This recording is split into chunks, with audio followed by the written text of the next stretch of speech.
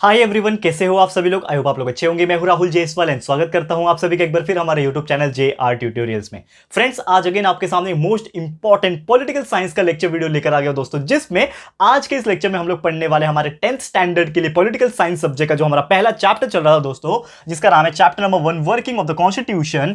आज हम इस पर्टिकुलर चैप्टर का आखिरी लेक्चर वीडियो लेकर आ गए हैं, यानी लेक्चर नंबर 4 आ चुका है। और आज फाइनली ये जो चैप्टर है, पहला चैप्टर जिसका नाम है वर्किंग ऑफ द कॉन्स्टिट्यूशन, आज ये हो जाएगा टोटली कंप्लीट। जी हाँ दोस्तों, बहुत ज्यादा इंपॉर्टेंट लेक्चर वीडियो होने वाला है आज का, तो वीडियो को एंड तक जरूर से देखना। और आपको याद दिला दूं कि लेक्चर नंबर 3 में हमने क्या स्टडी किया था। तो लेक्चर नंबर 3 में हमें बहुत सारी चीज देखी थी, जैसे कि किस प्रकार कि राइट टू इंफॉर्मेशन जो था वो हमने देखा, लेकिन किस प्रकार यार जो विमेन्स होती है, जो चिल्ड्रंस होते हैं, उनके ऊपर कैसे अत्याचार होते थे, शेड्यूल कास्ट शेड्यूल ट्राइब्स के जो लोग होते हैं उनको कैसे रिजर्वेशन दिया जाता है, और कॉन्स्टिट्यूशन के हिसाब से बहुत सारी ऐसी चीजें जो हम आज भी फॉलो करते हैं। तो ये सभी चीज हमने डिस्कस किया था। तो आपने अगर वो वीडियो नहीं देखा है तो प्लीज जाके लेक्चर नंबर 3 जरूर से देख लेना। One of the most important lecture था वो, ठीक है। तो जरूर देख लेना, बहुत ही मजा आएगा। और आज आखिरी लेक्चर है इस चैप्टर का, जिसमें हम लोग आज पढ़ने वाले हैं दोस्तों रोल ऑफ जुडिशियरी, यानी जो जुडिशियरी सिस्टम होता है, जो हमारे न्यायालय होते हैं, उनका क्या रोल है यहाँ पे, ठीक है ना। तो ये सब चीज थोड़ा सा है टॉपिक, डिस्कस कर लेंगे एंड फिर चैप्टर को खत्म कर देंगे, ठीक है। तो ध्यान से देख लेना। और साथ ही में जो आपके प्लेलिस्ट है दोस्तों, वो कंटिन्यूसली चेक करते रहना। हमेशा मैं बोलता हूं प्लेलिस्ट को कंटिन्यूस चेक करते रहो, क्योंकि आपके साइंस सब्जेक्ट के और मैथ सब्जेक्ट के ऑलमोस्ट जितने भी चैप्टर्स हैं हमने डाल के रख दिए हैं, ठीक है। अगर कुछ बचे होंगे तो हम डाल देंगे, कोई प्रॉब्लम की बात नहीं है। लेकिन सब चीज अवेलेबल है हमारे प्लेलिस्ट के अंदर, आपको बस जाना है, ढूंढना है। और साथ ही में हिस्ट्री, ज्योग्राफी, पॉलिटिकल साइंस वगैरह के भी वीडियोस आपको सब चीज देखने मिल जाएंगे। तो प्लीज चेकआउट करते रहना अच्छे से, ठीक है दोस्तों। तो चलिए शुरुआत करते हैं आज के इस वीडियो की। पहले हेडिंग डाल देंगे, क्या है हमारा heading, that is the role of judiciary, ठीक है। क्या रोल है हमारे जुडिशियरी सिस्टम का, वो हम लोग देखेंगे। रोल ऑफ जुडिशियरी, ठीक है। Judiciary is nothing but judicial system, जो आपका न्यायालय होते हैं जो, ठीक है, अलग अलग देश में। भारत की खासकर बात करेंगे, इंडिया की बात करेंगे तो इसमें, ठीक है। अब इसका रोल क्या है, अब जैसे कि बात करें रोल ऑफ जुडिशियरी, जैसे कि टॉपिक का नाम भी आपको दिख रहा है, तो ये एक ऐसा टॉपिक है, इसमें हम लोग को क्या स्टडी करना है कि जो जुडिशियरी सिस्टम होता है हमारे इंडिया का, ये बहुत ही ज्यादा इंपॉर्टेंट रोल प्ले करता है डेमोक्रेसी में, यानी लोकतंत्र जो है। क्योंकि यार हम जो है वो लोकतंत्र में है, राजतंत्र में नहीं है। एक जमाना था, यानी कि जब 100 साल पहले जब राजा वगैरह होते थे हमारे कंट्री में, और वो अपना शासन चलाते थे, अलग अलग स्टेट में अलग अलग राजा होते थे, पता होगा आपको ये सब चीजें, ठीक है ना। प्रिंसली स्टेट्स बोलते थे। तो वो जो राज चलता था उसको राजतंत्र कहते थे, कि जो राजा डिसीजन लेगा, जो राजा जिसको चूज करेगा वही चीज होना है। लेकिन अब क्या है, अब हमारे पास क्या है, लोकतंत्र है। यानी हम जो है आम इंसान, लोग जो है हम लोग, तो उसका तंत्र करेंगे, यानी लोकतंत्र करेंगे इन शॉर्ट बात करें तो, ठीक है। डेमोक्रेसी इसी को बोलते हैं, यानी हमारा अधिकार है कि हम गवर्नमेंट बनाएंगे, हम चूज करेंगे ना कौन बनेगा गवर्नमेंट में, गवर्नमेंट किसकी बनेगी ये हम चूज करेंगे, हम वोट करेंगे। तो ये लोकतंत्र इसको कहते हैं। तो लोकतंत्र में सबसे इंपॉर्टेंट चीज जो होता है वो कहीं ना कहीं जुडिशियरी सिस्टम होता है, क्योंकि उसको मेंटेन करने का काम कौन करता है, जुडिशियल सिस्टम करता है कहीं ना कहीं। यानी कि डेमोक्रेसी को, लोकतंत्र को मजबूती प्रदान कौन करता है, मजबूत कौन बनाता है, एक तरीके से जुडिशियरी सिस्टम जो है बनाता है, ठीक है। और साथ ही में बहुत सारी ऐसी चीजें, जैसे हमने कल डिस्कस किया था सोशल जस्टिस एंड इक्वालिटी, कल जो टॉपिक था यानी लेक्चर नंबर 3 में जो हमने डिस्कस किया था सोशल जस्टिस एंड इक्वालिटी, उसमें हमने एक चीज देखा था कि किस प्रकार जो गरीब से गरीब लोग हैं, जो कास्ट के हिसाब से, रिलीजन के हिसाब से, जेंडर के हिसाब से, बहुत सारे चीज के हिसाब से जो लो लेवल पे रहते हैं, उनको कोई बढ़ने का मौका, आगे बढ़ने का मौका नहीं देते हैं, तो उसको कैसे हम लोग इक्वालिटी पे लेके आए। तो ये सभी चीज के पीछे कहीं ना कहीं जुडिशियरी सिस्टम का भी हाथ है, क्योंकि रूल्स तो बना देंगे, हमने संविधान में लिख दिया, हमने कॉन्स्टिट्यूशन में तो लिख दिया, बाबा साहेब अंबेडकर जी ने संविधान बना दिया कि कोई भी नीचे का आदमी, यानी कि जो लो लेवल का आदमी है, उसको भी पढ़ने का हक है, बोलने का हक है, फ्रीडम है, सब कुछ है। जो आम इंसान को मिलता है वैसे उनको भी मिलना चाहिए। लेकिन ये करवाएगा कौन, ये यार जज करवाएंगे ना, यानी जुडिशियरी सिस्टम ही करवाएगा ना। कि अगर कोई ऐसा होता है और आपको ऐसा लगता है कि मेरे साथ अन्याय हो रहा है, तो आप किसके पास जाओगे, सबसे पहले आप जज, यानी जुडिशियल सिस्टम, कोर्ट का ही चक्कर काटोगे ना। आज भी कहीं ना कहीं कुछ प्रॉब्लम होता है तो हम क्या बोलते हैं, I will see you in the court, मैं तेरे को कोर्ट में देखता हूं, कोर्ट में मिलता हूं तेरे को। क्यों? क्योंकि हमको भरोसा है हमारे जुडिशियल सिस्टम पे कि कहीं ना कहीं हमारे साथ न्याय होगा, कहीं ना कहीं हमारे साथ जस्टिस होगा, इक्वालिटी होगा हमारे साथ। तो कहीं ना कहीं इसीलिए ये जो जुडिशियरी सिस्टम है हमारे कंट्री के अंदर, ये बहुत बड़ा रोल प्ले करते हैं, करेक्ट है। और अगर बात करें कि इसमें भी अलग अलग प्रोविजंस होते हैं, अलग अलग रूल्स एंड रेगुलेशन होते हैं, कॉन्स्टिट्यूशन के अंदर जो लिखा हुआ है, कॉन्स्टिट्यूशन में जो बनाया गया है संविधान में, उसके हिसाब से चलना होता है। ऐसा नहीं है कि जुडिशियरी सिस्टम कुछ भी है, उसको जो अच्छा लगेगा, यानी जुडिशियरी सिस्टम में जो जज बैठा हुआ है उसको जो अच्छा लगेगा वही लेगा, ठीक है ना। वैसे तो फिर होता तो हमारी इंडिया बहुत पीछे रह जाती कहीं ना कहीं। तो यानी कि हम किसी भी, लाइक बोलते हैं ना, आपसी में जो मतभेद होता है या फिर कोई भी एक पक्ष रख के, बिना पक्ष, ठीक है, वो सब रखे हुए जो संविधान में लिखा गया, जो रूल्स प्रोविजंस जो बनाए गए उसके हिसाब से ही जो जजमेंट है वो किया जाता है हमारे कंट्री में, ठीक है। तो अगर हम बात करें कि जुडिशरी जो होता है वो हमेशा कंसिडरेशन में आता है, जो नॉर्मल इंसान का या फिर जो फंडामेंटल ऑब्जेक्टिव्स होता है कंट्रीज का, कॉन्स्टिट्यूशन का, वही ध्यान में रख के जो भी काम है वो किया जाता है, ठीक है ना। और ये सभी चीज जो है कि क्या क्या होता है वो हम लोग डिस्कस करेंगे point two point, one by one, ठीक है। तो सबसे पहला यहां पे जो पॉइंट है, क्योंकि 2 पॉइंट पढ़ना है हमें जो कि बहुत मेन है, सबसे पहला जो पॉइंट है वो है the basic framework of the constitution, यानी हमारा जो संविधान है उसका बेसिक फ्रेमवर्क क्या है, ठीक है। तो the basic framework of the constitution, पहला the basic framework of the constitution, ठीक है, ध्यान से देखना इसको, बहुत ही मजेदार चीज है ये, ठीक है ना। अब ये जो बेसिक फ्रेमवर्क है कॉन्स्टिट्यूशन का, यानी कि जो हमारा संविधान है, जो कॉन्स्टिट्यूशन जिसको हम लोग बोलते हैं संविधान है, उसका बेसिक फ्रेमवर्क क्या है।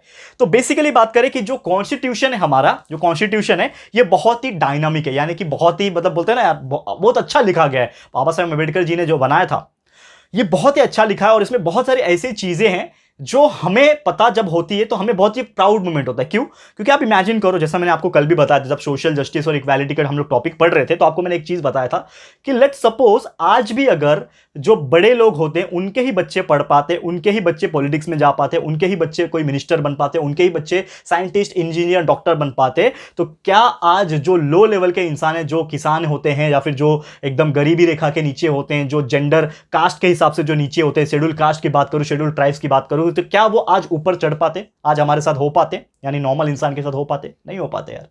तो कहीं ना कहीं इसीलिए माना जाता है कि बाबा साहेब अम्बेडकर जी ने संविधान जो लिखा गया था ये बहुत ही अच्छा लिखा गया था, बहुत ही डायनामिक लिखा गया था, जिसके वजह से बहुत सारी चीजें तरक्की हुई और एक नॉर्मल आदमी भी आज बड़े लेवल पे जा सकता है, ऐसी हिम्मत लोगों के अंदर आ गई, ठीक है, इक्वालिटी आ गई। समझ में आ रहा है? ये सब चीज होने लगा। तो ये एक लिविंग डॉक्यूमेंट है एंड बहुत ज्यादा इसमें चीजें जो है वो कहीं ना कहीं नॉर्मल इंसान को हेल्प करता है आगे बढ़ने में। और जो कॉन्स्टिट्यूशन है, ठीक है ना, वो टाइम टू टाइम चेंज भी करना पड़ता है, यानी कि कुछ कुछ चीजें, नई नई चीजें भी हम लागू कर सकते हैं उसमें, वो टाइम टू टाइम चेंज होता रहता है। एंड उसमें जो भी चेंजेस होता है वो पार्लियामेंट में डिस्कशन होने के बाद ही होता है। आपको पता है दैट इज पार्लियामेंट्री सेशन होता है, जिसमें जो पार्टी रूलिंग पार्टी होती है, जिसकी सरकार होती है, वो भी बैठते हैं, अपोजिशन के कुछ लीडर्स होते हैं वो भी बैठते हैं, और आपस में ये लोग वोटिंग सिस्टम या फिर आप बोल सकते हो एक तरीके से बातचीत करके कुछ डिसीजंस बनाए जाते हैं और उसको लागू किया जाता है। तो इस प्रकार से ये सब चीज होता है, ठीक है। तो और जुडिशियरी जो होती है ना, इसके पास क्या होता है, पावर होता है एक तरीके से, एंड वो पावर को एक्सेप्ट करते हैं वो लोग, ताकि जो भी पार्लियामेंट जो चेंज हुआ है तो जुडिशियरी सिस्टम क्या करेगा, उस चीज को एक्सेप्ट करेगा और उसको लागू करने के लिए हेल्प करेगा, ठीक है। जुडिशियरी सिस्टम का ये भी एक वन ऑफ द रोल होता है, ठीक है। लेकिन अगर बात करें कि जो जुडिशियरी होता है ये बहुत सारे इसमें चेंजेस भी ला सकते हैं, अगर उनको ऐसा लगता है कि नहीं, अगर आपने कुछ रूल बनाया, फॉर एग्जांपल गवर्नमेंट है तो गवर्नमेंट ने कुछ रूल बना दिया और किसी ने उसके खिलाफ आंदोलन कर दिया कि नहीं, ये जो गवर्नमेंट ने रूल बनाया इसको वापस लो, तो वो जो मुद्दा है वो कोर्ट में भी जा सकता है। जैसा कि आपको पता है देयर आर सो मेनी मुद्दे, there are so many activities जो होते हैं वो हमारे इंडिया में होती हैं, आंदोलन वगैरह आपने सुना ही होगा, बहुत सारे लोग अलग अलग चीजों के ऊपर, ये बिल माफ करो, बिल मतलब कौन सा एक्ट, कानून जो होता है, ये बिल वापस लो, ये काला कानून है, ये वो कानून है, उसको वापस लो। तो बहुत सारे अपोजिशन के लोग या फिर कोई पार्टी के भी हो सकते हैं ऐसे लोग, या फिर कोई आम जनता के लोग, कोई दल के लोग, ऐसे आपस में क्या करते हैं, धरना देते हैं, आंदोलन करते हैं। वो जो मुद्दा होता है वो एक केस के तौर पर कहा जाता है, जुडिशरी सिस्टम यानी कि हमारे कोर्ट्स वगैरह में जाता है। तो ये जो जजमेंट्स वगैरह जो होते हैं वो कहीं ना कहीं सब चीज ध्यान में रख के, मद्देनजर रखते हुए ये जो जुडिशरी सिस्टम होते हैं वो फैसला करते हैं। तो ये भी एक क्या हो गया, वन ऑफ द रोल हो गया, हमारे जुडिशरी सिस्टम का एक रोल हो गया, ठीक है ना। ये सब चीज हम लोग को स्टडी करना है, ठीक है। ओके, तो ये हो गया हमारा पहला topic, that is the basic framework, यानी कि ये सब चीज क्या है, हमारे कॉन्स्टिट्यूशन का एक बेसिक फ्रेमवर्क है। अब एक और टॉपिक हमें पढ़ना है जो कि सिग्निफिकेंट जुडिशियल सिस्टम। तो ये क्या है, डिसीजंस जो होते हैं वो कॉन्स्टिट्यूशन के हिसाब से ही दिए जाते हैं, इसमें भी मतलब कोर्ट वगैरह में भी कॉन्स्टिट्यूशन को ध्यान में रख के ही दिए जाते हैं। तो इसमें क्या एक सिग्निफिकेंट जुडिशियल डिसीजन रहेगा वो हम देखेंगे, ठीक है। तो हमारा अगला टॉपिक है सिग्निफिकेंट जुडिशियल डिसीजन। क्या डिसीजन हो सकता है, ठीक है, इसको हम लोग देखते हैं। ये हमारा सेकंड टॉपिक है और आखिरी टॉपिक है इस चैप्टर का, ठीक है। बहुत छोटा सा टॉपिक बचे हुए हैं, इसको कंप्लीट कर देंगे, ठीक है। तो नॉर्मली अगर मैं बात करूं कि ये जो टॉपिक है इसमें हम लोग क्या पढ़ सकते हैं कि जो प्रोटेक्शन था ठीक है ना, जो सिटीजन्स के लिए हक के तौर पे बनाया गया था। क्योंकि देखो जो संविधान बनाया गया था उसमें बहुत सारी चीजें लिखी गई थी कि आपको राइट टू फ्रीडम है, यानी कि आपको अपनी आजादी का पूरा हक है, आपको कोई कंट्रोल नहीं कर सकता, चाहे वो आपके माँ बाप क्यों ना हो। करेक्ट है, ये बात सही बात है कि नहीं मानते हो? यानी आप एक बार 18 साल क्रॉस कर लो और आपकी मर्जी है, अगर आप अपने माँ बाप को छोड़ना चाहोगे तो भी आप छोड़ सकते हो, क्योंकि ये संविधान में लिखा गया है, आपके ऊपर कोई जोर जबरदस्ती नहीं होगी। लेकिन इसका मतलब ये नहीं ना कि आप छोड़ दो यार, आपके माँ बाप ने आपके लिए इतना किया है आप छोड़ दोगे। ठीक है, तो ये चीज हमारे इंडिया में ये सब चीज होती है, यानी कि एक तरीके से रूल बनाया हुआ है। तो राइट टू फ्रीडम हो गया, राइट टू एजुकेशन, आप छोटे से छोटे घर से बिलोंग करते हो, गरीब से गरीब घर से बिलोंग करते हो, या फिर कोई भी कास्ट से बिलोंग करते हो, आपको अपने पढ़ने का पूरा हक है, that is right to education. Right to vote, यानी कि एक बार आपने मेच्योरिटी एज यानी 18 साल क्रॉस कर लिया तो आपको वोट करने का अधिकार है, आपको कोई रोक नहीं सकता, आप किसके भी खिलाफ वोट दो, जाके किसके लिए भी वोट दो, आपको कोई रोक नहीं सकता। राइट टू वोट, ठीक है। राइट टू स्पीच, आप कुछ भी बोल सकते हो। अगर मुझे समझ लो कि कोई भी प्राइम मिनिस्टर है, कोई भी प्रेसिडेंट है, या फिर कोई भी व्यक्तित्व है, उसके खिलाफ मैं कुछ भी बोल दूं तो मुझे यहां पे कार्रवाई तो हो सकती है, लेकिन बोलने का पूरा हक है, यानी राइट टू स्पीच। तो ऐसे बहुत सारे राइट्स हमें मिले हुए हैं, वो हम लोग बोल सकते हैं, कह सकते हैं, कर सकते हैं, ये सब चीज हुआ है। तो कहीं ना कहीं ये सब चीज को तरीके से फॉलो करवाना। और एक चीज होता है इसमें कि प्रोटेक्शन, यानी एक आम इंसान जो होता है, ह्यूमंस जो होते हैं, ह्यूमन राइट्स ये भी है कि एक आम इंसान को प्रोटेक्शन प्रोवाइड की। कल को आके कोई भी आपको पीट के चला गया तो आप मान जाओगे क्या? नहीं ना। कल को कोई भी आके आपको पीट के चला गया, मार के चला गया, तो क्या गवर्नमेंट कुछ नहीं करेगी? करेगी ना, सजा है ना। उसके लिए रूल्स बने हैं, लॉज बने हैं, यानी कि the protection of the human rights is also a fundamental provisions in the constitution, जो कि आप लोग को बचाने के लिए है।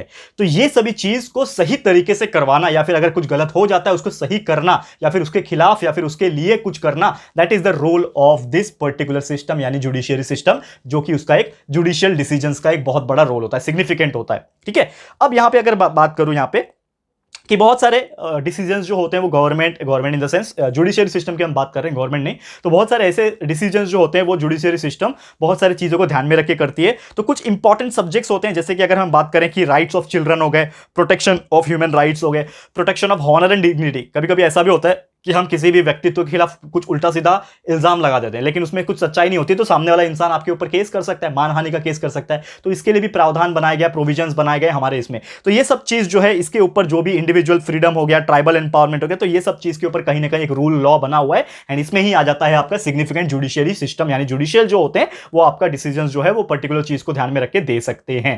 क्लियर है? और ये डिसीजन जो होगा वो आखिरी डिसीजन होगा, ये ऐसा बोला जाता है। क्लियर है? तो उम्मीद करता हूं कि ये चीज आपको समझ में आ गया होगा। एंड यही सब चीजों के वजह से, यही जो जुडिशरी रोल है, जो सिस्टम है, जो चल रहा है दोस्तों, कॉन्स्टिट्यूशन है, इसी की वजह से हमारा आज जो पॉलिटिकल सिस्टम है ये बहुत ही मजबूती से खड़ा है। और बोला जाता है ना कि हमारा India is one of the leading democracy in the world, सबसे बड़ा लोकतंत्र है हमारा पूरे वर्ल्ड में, यानी इंडिया का सबसे बड़ा लोकतंत्र है ना। इतने सारे वोटर्स है, 135 करोड़ की पॉपुलेशन है, उसमें से लगभग अगर मैं बात करूं, चलो 40% भी ले लो तो यार 18 साल के ऊपर होंगे, 40 क्या 50% होंगे 18 साल के ऊपर, तो यानी इतना ज्यादा लोग जो है वोट कर सकते हैं। तो एक सबसे बड़ा डेमोक्रेसी माना जाता है हमारे इंडिया का। और ये जो पॉलिटिकल सिस्टम है, जो डेमोक्रेसी है, इसको मजबूती कौन प्रदान करता है? हमारा जुडिशियल सिस्टम भी मजबूती प्रदान करता है, हमारा जो डेमोक्रेसी है, हमारा जो कॉन्स्टिट्यूशन है, ये प्रदान करता है। क्लियर है? तो उम्मीद करता हूं कि आपको समझ में आ गया होगा। तो बस यही था हमारा आज का टॉपिक, लेकिन जाते जाते कंक्लूड करूंगा ये चैप्टर को कि बेसिकली आपने ये चैप्टर में क्या पढ़ा। अगर ओवरव्यू आप देखोगे तो बहुत सारी चीज पढ़ा हमने कि कॉन्स्टिट्यूशन क्या होता है, वर्किंग ऑफ द गवर्नमेंट क्या होता है,